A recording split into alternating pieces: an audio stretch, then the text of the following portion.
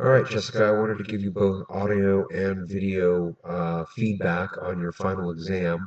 I'm going to kind of do this as an experiment, so hopefully it will work. I'm going to try to do this also in about 5 minutes or less. So let's try to keep it succinct and clear. First of all, I'm looking at your Poplet and I'm looking at your final project portion of your digital portfolio.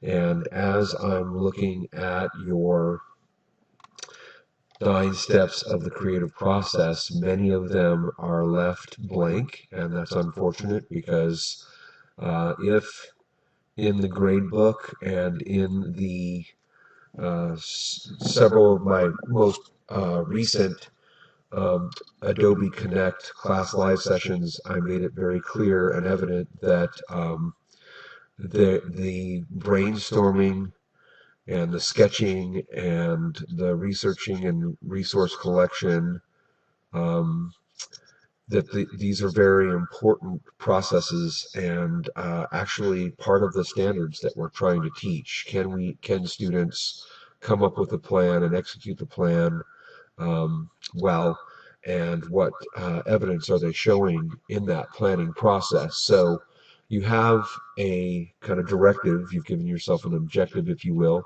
where it says you're going to capture candid pictures that show truthful elements of a certain subject.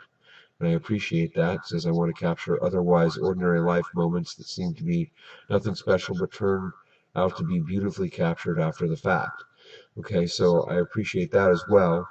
And if you look down here, I kind of typed in a few comments prior to starting this recording, and I'm not going to read them verbatim, but truly, in order to capture candid photography, we kind of need to know what the definition of candid photography is and what elements of candid photography make them some candid shots better than others. And I tried to just kind of mention a few, and this is by no means the end all be all, but candid photography characteristics. The subjects within the photographs are doing common everyday things, living life. Many of the subjects in candid photographs are unaware that they are being photographed. So often they are not looking at the camera or the photographer. It is often easy to read a story within candid photographs because there is a relationship between the subject and the scene, the setting, where there are enough elements captured to tell a story. And the photographer's vantage point or point of view is often the perfect place to capture the shot. So um, those are kind of some of the primary detailed, like definitive things that make a candid photograph stand out from a documentary photograph or um, and so kind of looking at what you did with your research, I think that your research images truly capture um, the essence of what candid photography is. And you can see that in this photograph right here with these ladies sitting outside of either a deli or a cafe and being kind of inside a city and eating lunch, none of them are aware that they're being photographed, or at least none of them are looking at the photographer at this point, which is great. Kind of capture that they are either waiting, eating, or just finishing up a meal. So we kind of get to see the rest of the story, if you will, included in this with the tables, the chairs, the other people sitting at the restaurant, perhaps the menu. Some other elements were captured there to kind of tell us that story. In this one, we see a young woman running down the street in, again, a city. We see a bunch of cars moving in the background, taxis and things like that. She's covering her head with what either looks like a shopping bag, certainly not an umbrella, trying to keep herself dry as she can in this kind of rainy scenario. And then here in this photograph, we have, again, people kind of engaged in conversation, laughing, and really beautifully lit. So different kinds of light sources other than just the typical light that would be from the ambient light from the ceiling, and so their faces are highlighted, easy to read, and very playful and fun. And so by doing this research and looking at these images, we're trying to again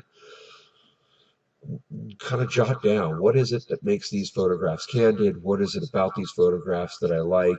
What about the vantage point? What are some of the photographic techniques that I need to incorporate?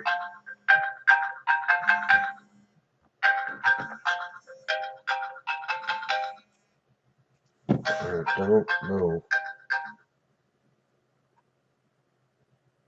I guess that's my 5 minutes. That's unfortunate. That went really fast.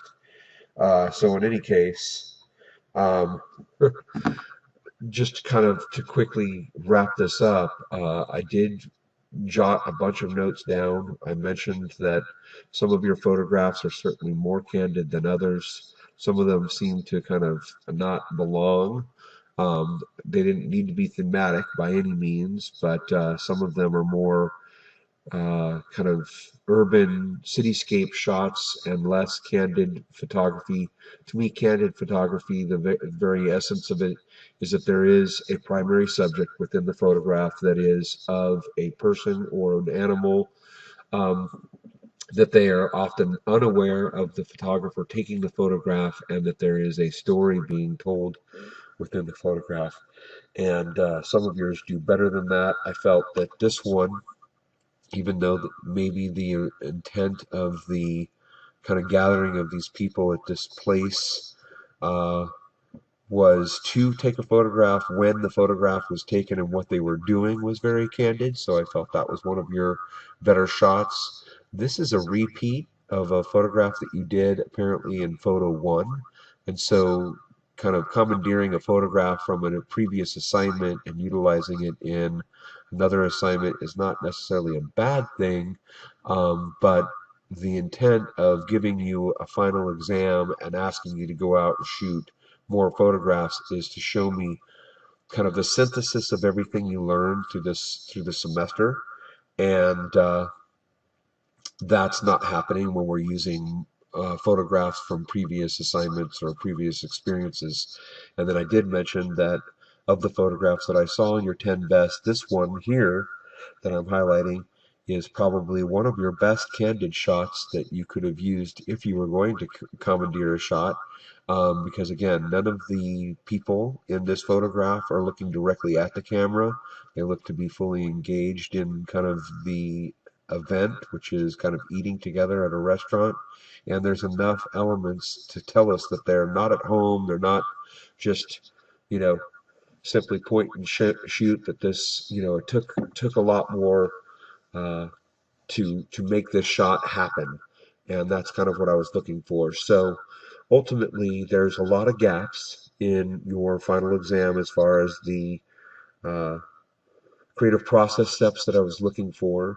I know that there's only 4 seniors in the class, so if you don't get other peer-reviewed critiques on your final exam, that's not mandatory for you as far as peer review. But to think outside the box, you could have certainly asked a friend or even a family member to look at your photographs and give you feedback and say, "Hey, what do you guys think? Do these fulfill what I've discovered, what makes up a candid photograph?" And then based on my discoveries and the feedback that you received from your peers and or your friends and family, if they gave you any suggestions, like, I probably wouldn't use that photograph, or this photograph doesn't seem to be as candid as some of your others, then there's that opportunity to go out, revise, and reshoot, so that all of the photographs that you're turning in ultimately fulfill that criteria that you self-established for yourself, was that you wanted to take candid photographs. Certainly some of these fulfill that, um, but I was looking for all of them to fulfill that, and I would say that a majority of them do.